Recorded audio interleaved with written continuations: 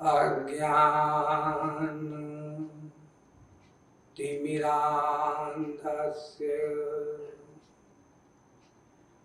ज्ञानाञ्जन शलाकया चक्षुरुन्मीलितं येन तस्मै श्री गुरवे नमः।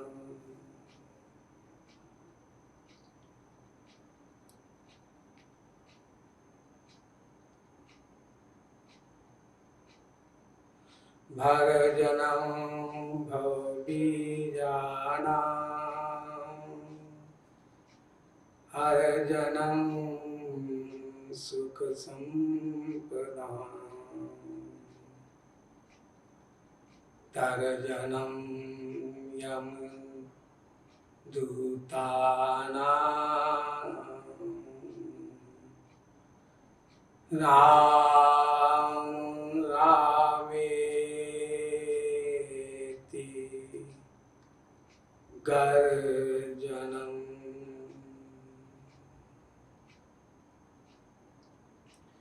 नमः कमलनाभाय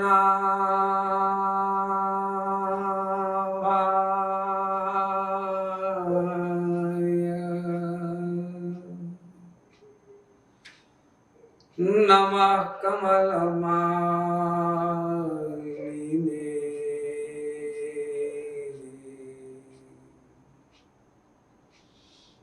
नमः कमलपानाय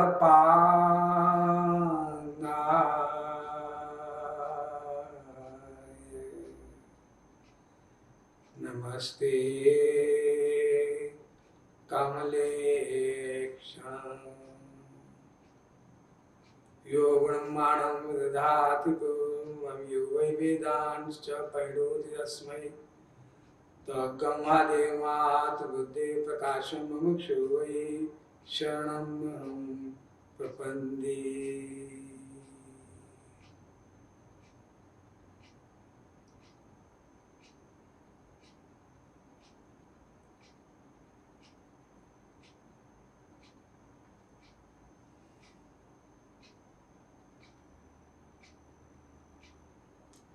दशहरा जब हम हिंदू भाई मनाते हैं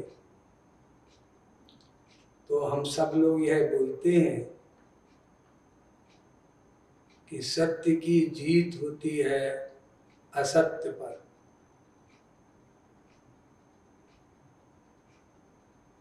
लेकिन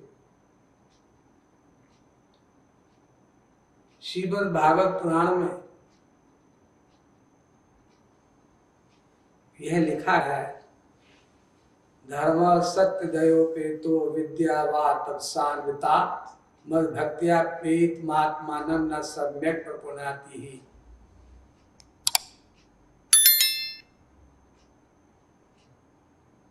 कथम विना रोम हर्षम द्रवता वा चेतसा बना विनानंदाशु कल्याशु देत भक्त्या विनाशय। सत्य बोलने से भी सत्य प्लस दया युक्त धर्म का पालन करने से भी अंतःकरण की शुद्धि नहीं हो सकती। यह श्रीमद् भागवत पुराण में लिखा है। बड़ी आश्चर्य की बात है, हमारे शास्त्र वेद एक दूसरे के विपरीत बात बोलते हैं। कभी कभी उसे मनुष्य नहीं समझ सकता, केवल महापुरुष ही समझ सकते हैं। देखिए, एक और तो ये वेद में लिखा है सत्यमेव जयते, धर्म न दूसर सत्य समाना। रामायण में भी लिखा है नहीं असत्य सम पातक पुंजा, झूठ बोलने के समान पाप नहीं है कोई। ये सब रामायण में वेदों इत्यादि में लिखा है। और श्रीमद् भागवत पुराण जो सब वेद वेदांतों का सार है, उपनिषदों का सार है।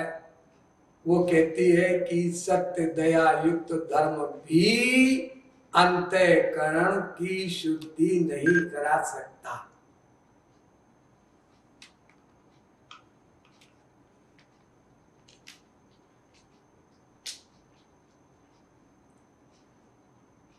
अब यह समस्या आई,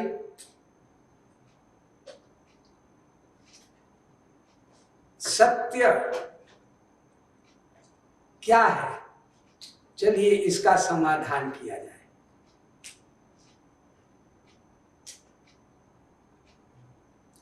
और ये समाधान भी श्रीमद् भागवत पुराण ने ही कर दिया है।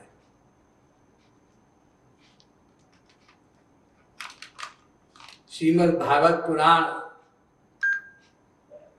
के पहले स्कंद के पहले ही अध्याय में, प्रारंभ में ही वंदे सत्यम धीमहि यह कहा गया है। अर्थात भगवान श्री कृष्ण को ही सत्य माना गया है।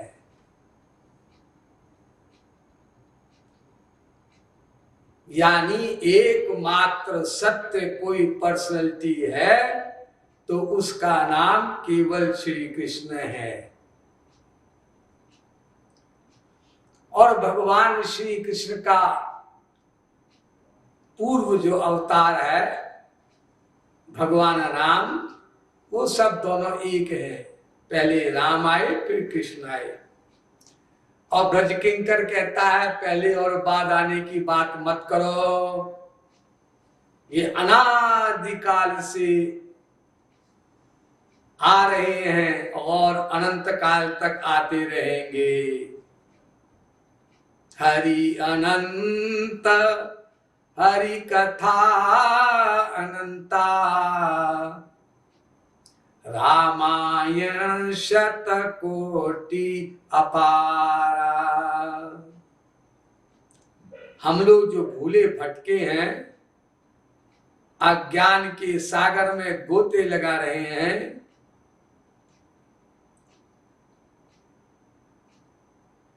उनको ज्ञान देने के लिए भगवान बार बार अवतार लेते हैं। महापुरुषों को भी भेजते हैं, रसिक संतों को भी भेजते हैं।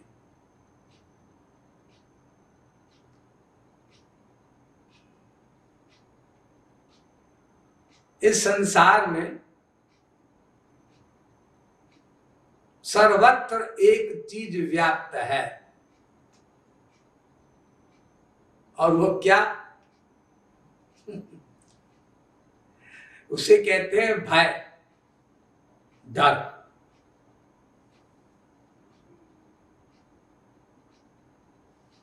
ये डर क्यों पैदा होता है?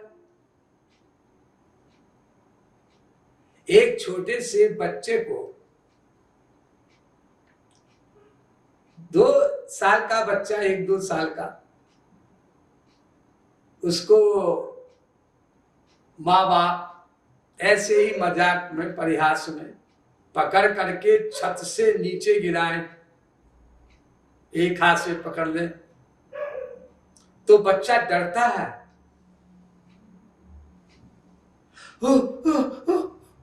क्यों जी? ये बच्चे को डर का अनुभव कैसे हुआ? मैं गिर जाऊंगा। क्या उसने कभी पहले किसी को गिरते हुए देखा? नहीं। गिरूंगा तो मर जाऊंगा। क्या उसने कभी, ये 6 महीने साल का बच्चा, ना किसी को गिरते देखा ना किसी को मरते देखा। और उसको कोई, उसके माँ बाप नीचे गिराए नहीं रहे हैं, एक्टिंग कर रहे हैं गिराने की, तो बच्चा घबरा करके, भयभीत होकर के उसी माँ को पुकारता है जिस माँ के हाथ से बच्चा नीचे गिरने के लिए माँ ने उसको रखा। ऐसा क्यों अनुभव होता है उसको? ये डर का अनुभव क्यों हुआ?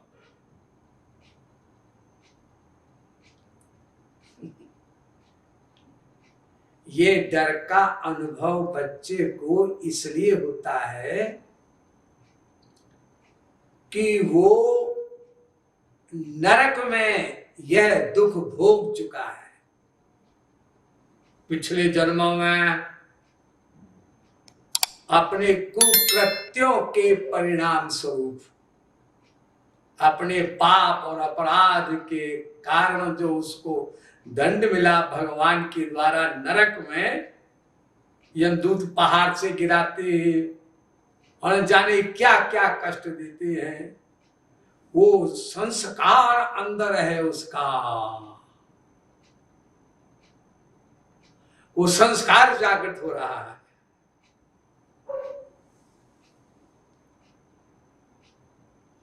अरे छोटे बच्चे होते हैं 6 महीने, साल, 2 साल के,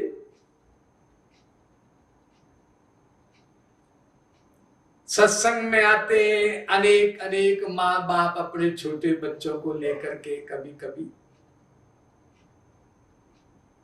किसी बाबा के पास जाते हैं, तो कुछ बच्चे बाबाओं को देख करके अपनी माँ की गोद से लिपट जाते हैं डर के मारे, मम्मी मम्मी। अब उस महात्मा किसी को डरा रहा है क्या? वो बाबा किसी को डरा रहा है क्या? और वही बाबा जी हाथ फैला दे तो और ज्यादा डर जाएंगे, रोने भी लग जाते हैं आंख बंद करके।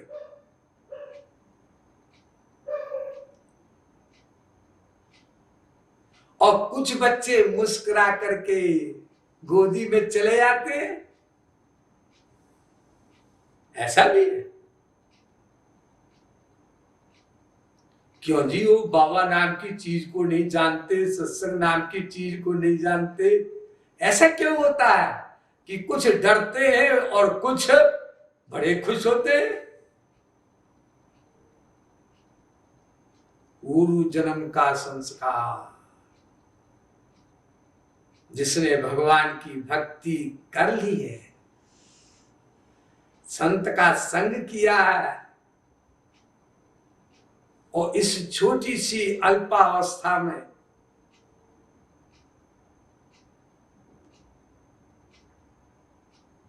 आठ 10 महीने 1 साल का होने पर भी देखो कैसे संस्कार जागृत हो रहा है इसका।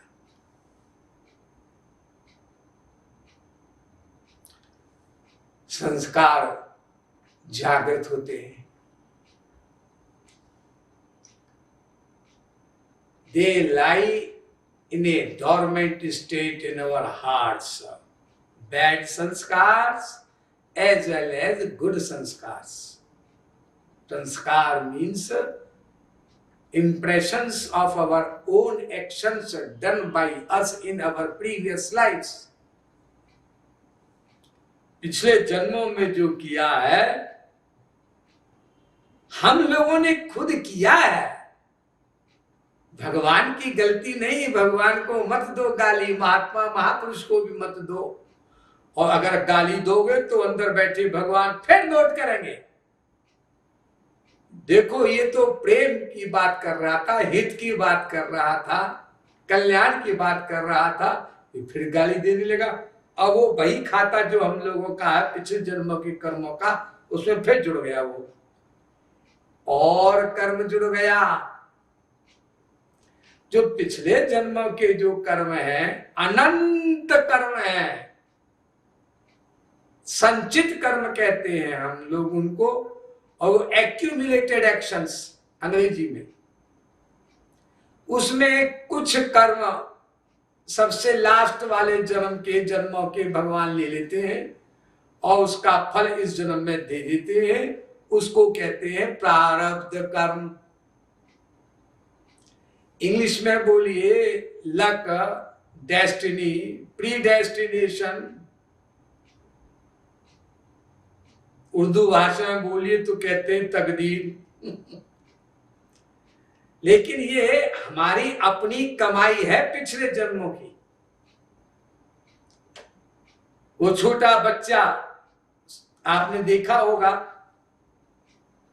अरे अभी 2-3 महीने का ही हुआ है,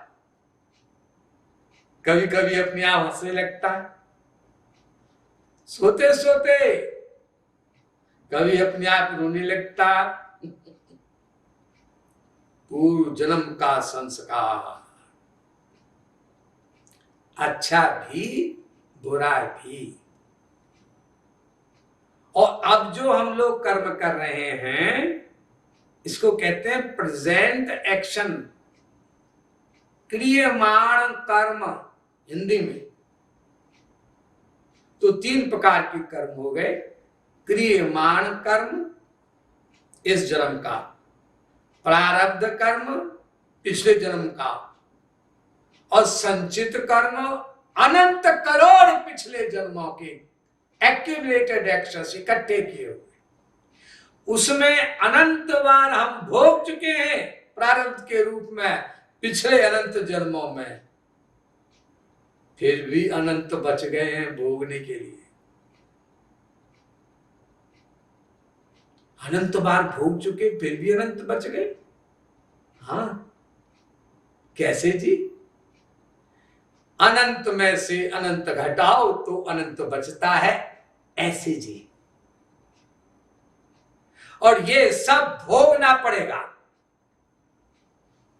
अवश्यमेव भोक्तव्यम कृतम कर्म शुभाशुभम, महाभारत में लिखा है। कोई नहीं बच सकता, ना भुक्तम क्षीयते कर्म जन्म कोटि शतैरपि। ज्ञानी अमलात्मा परमहंसों को भी प्रारब्ध भोगना पड़ता है।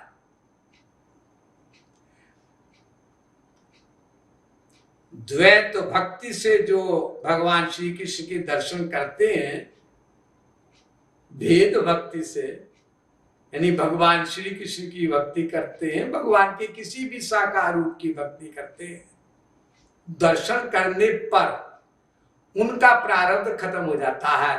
ध्यान दीजिए, साकार रूप के दर्शन करने पर वेद्यते हृदय ग्रंथ छिद्यन्ते सर्व संशया क्षीयन्ते चास्य कर्माणि तस्मिन् दृष्टे परावरे, वेद कहता है। अब वो महापुरुष की इच्छा पर, रसिक संत की इच्छा पर निर्भर है कि वह अपना प्रारब्ध भोगे या ना भोगे। इस पॉइंट पे ध्यान दीजिए। हमारा प्रारब्ध कह रहा है हम संसार छोड़कर जाएं। अरे बच्चे हैं हमारे, साधक हैं भाई, बड़ी सेवा करते हैं, चलो इनको भी भगवत प्राप्ति कराएं। जाना तो था, टाइम इज ओवर। अरे मौत देवी जरा दूर रह भी रहा, अभी मत आना। तो मौत आदेश पालन करती है रसिक संतों का।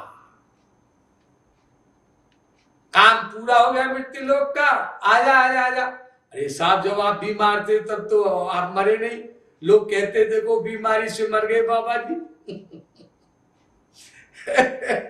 अब आप बिल्कुल ठीक है और हमको बुला रहे हैं कि आया। अरे काम और हो गया हमारा, क्या करना है, रुक करके इसलिए आए थे, उद्देश्य पूरा।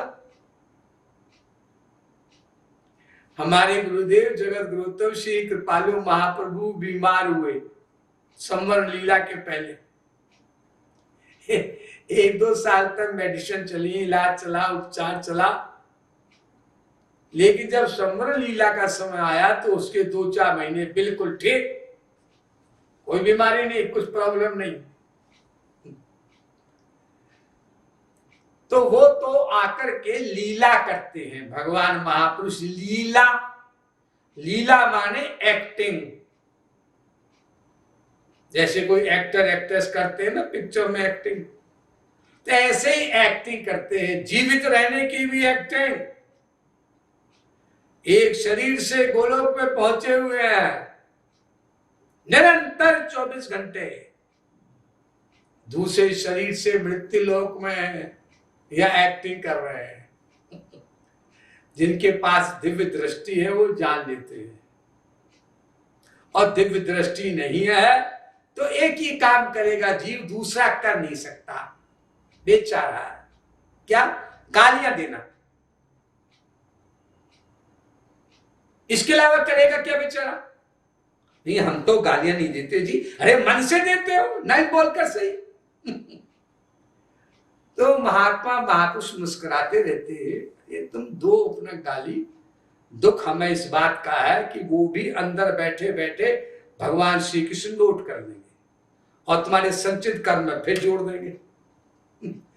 वो तो अकाउंटेंट है, चीफ अकाउंटेंट, वो ब्रह्मा विष्णु शंकर के भी नोट करते हैं कर्म, देवी देवताओं के भी करते हैं, सबके करते हैं। और कठोपनिषद में लिखा है वेद में, एको देव सर्वभूतेषु गुरु सर्वव्यापी सर्वभूतांतरात्मा कर्माध्यक्ष सर्वभूतादिवास साक्षी चेता केवलो निर्गुणश्च। क्या बढ़िया वेद मंत्र। मतलब अंदर के आइडियाज नोट करने के मामले में भगवान किसी को कॉन्फिडेंस में नहीं लेते, किसी पर विश्वास नहीं करते। और ये पोर्टफोलियो भगवान ने अपने पास रखा। जैसे प्राइम मिनिस्टर कभी कभी गृह विभाग अपने पास रख लेता है, या कभी कभी विदेश विभाग भी अपने पास रख लेता है इमरजेंसी में। तो भगवान ने कहा भाई एक दूसरे का, किसी जीव का कर्म नोट करना, उसके आइडिया को नोट करना, ये बड़ा टिपिकल काम है। ये ब्रह्मा विष्णु शंकर को सौंपूंगा, ये तो मार डालेंगे जीवों को। इसलिए 24 घंटे भगवान सावधान रहते हैं। देखो भगवान शंकर कहां सावधान थे। भस्मासुर को गलत वरदान दे दिया, वो पात्र नहीं था, खुद अपने ही आफत आ गई, बेचारा इधर उधर भागते रहे भगवान शंकर। और रावण को भी और सब लोगों को इन लोगों ने गलत वरदान दे दिया। भगवान ने कहा आज जीव पाप कर रहा है, घोर पापात्मा है, और अभी रात के 2:30 बजे आंसू बहा रहा, रो रहा है, सरेंडर कर रहा है। फौरन सारे पाप नष्ट करो, उसके सारे अपराध नष्ट करो। ये करना पड़ेगा भगवान को। क्यों जी? लॉ है, कानून है। और 2:02 पे वो रो रहा था, सरेंडर कर दिया था, माफी मांग ली थी पाप के। अगर ये काम भगवान सौंप देते ब्रह्मा को, शंकर को, इंद्र को, और कहीं वो ऊँग जाते उस समय साहब उससे हम थोड़ा सा सो रहे थे, अरे अरे अरे सो रहे थे, दिमाग खराब है तुम्हारा। भगवान ने कहा इनको मत दो, ये पोर्टफोलियो अपने पास रखो, विभाग हम खुद नोट करेंगे। महाराज